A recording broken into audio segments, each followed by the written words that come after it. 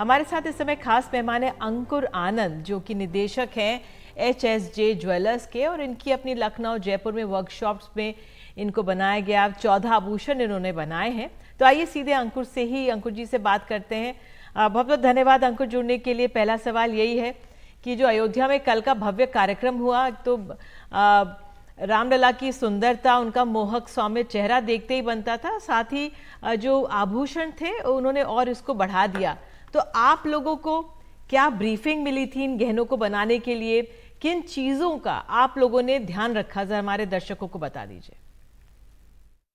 निधि जी, मेरे पास 1 तारीख को श्री राम जन्मभूमि ट्रस्ट से यतिन मिश्रा जी का फोन आया कि हमें ट्रस्ट ने जिम्मेदारी सौंपी है श्री रामलला के जेवर बनाने के लिए। अच्छा, इसमें मेरे को कोई आइडिया नहीं था कि जैसे कि न्यूज़पेपर वगैरह में चल रहा था कि शायद पूरा राम दरबार हो। तो मैं 2 तारीख को अयोध्या गया। वहाँ श्री चंपत राय जी की मौजूदगी में और श्री यतेंद्र मिश्रा जी की मौजूदगी में मुझे उन्होंने रामलला जी की मूर्ति दिखाई और उन्होंने मुझे बताया कि इनके लिए मुझे जेवर बनाने हैं। तो इसके साथ ही उन्होंने मुझे काफी अच्छे ब्रीफ दिए। उन्होंने कहा कि ये ध्यान में रखना है कि श्री रामलला जो है वो 5.5 वर्षीय बालक हैं, वो एडल्ट नहीं है। सबसे मेन चीज ये है कि जो भी जेवर बनेगा वो इस चीज को ध्यान में रख के बनेगा कि भगवान जो है वो 5.5 वर्ष के हैं। और दूसरी चीज उन्होंने ये कहा था कि भगवान जो है वो राजघराने से है, ये भी हमें दर्शाना होगा अपने जेवर में। तो एक ये वाला जो ब्रीफ था ये बहुत ही इंटरेस्टिंग था, क्योंकि अभी तक जो भी जेवर बनता था वो बड़े भगवान के लिए बनता था। पहली बार जो है 5.5 वर्षीय भगवान के लिए बन रहा था। तो इसका डिजाइन्स और क्या कैसे होना था, इसके लिए हम लोगों ने काफी रिसर्च करी। ज्यादातर सब इनपुट्स ट्रस्ट के ही थे, यतेंद्र मिश्रा जी के थे और चंपत राय जी के थे। उनसे हमने कई डिजाइन्स अप्रूव करवाए।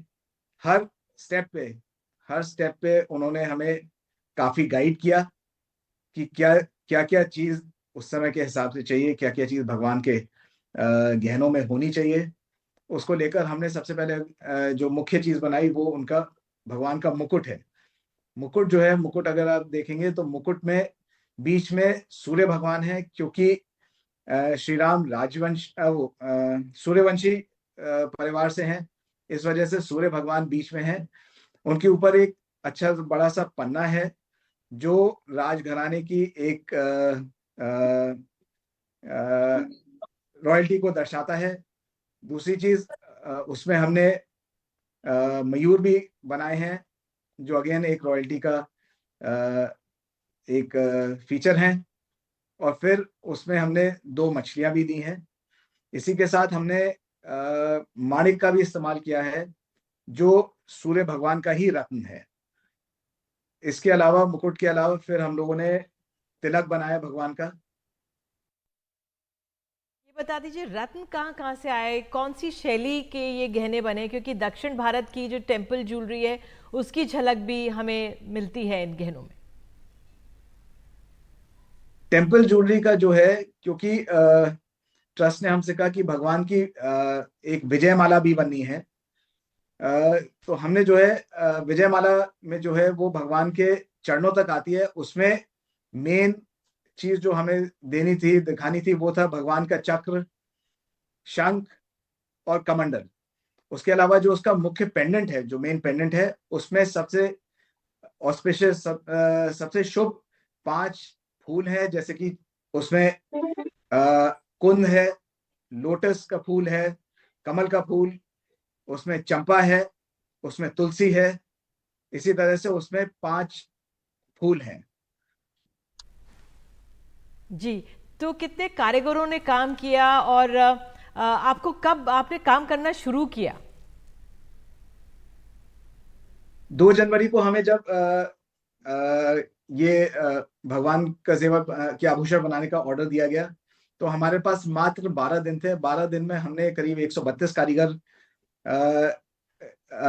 कारीगरों के साथ काम किया, जिन्होंने रात दिन मेहनत करके 12 दिन में सब गहने, सब जेवर बनाए, सब आभूषण भगवान जी के बनाए, और उसके बाद भी हमने उसको हॉलमार्क और सर्टिफाई करवा के फिर ट्रस्ट को हमने वापस सौंपा। बिल्कुल। तो धनराशि के बारे में तो आप नहीं बताएंगे, लेकिन जो आपके कारीगर थे उनको क्या दिशा निर्देश दिए थे? कुछ नियम या कायदों का पालन करना था? धनराशि का तो देखिए मैं बिल्कुल नहीं बता सकता, पर हाँ बिल्कुल भगवान के जेवर में करीब 15 किलो सोना इस्तेमाल हुआ है। उसके अलावा 18,500 करीब नेचुरल डायमंड यूज हुए हैं। करीब 3-3.5 माणिक इस्तेमाल हुए हैं। करीब 600 पन्ने इस्तेमाल हुए हैं।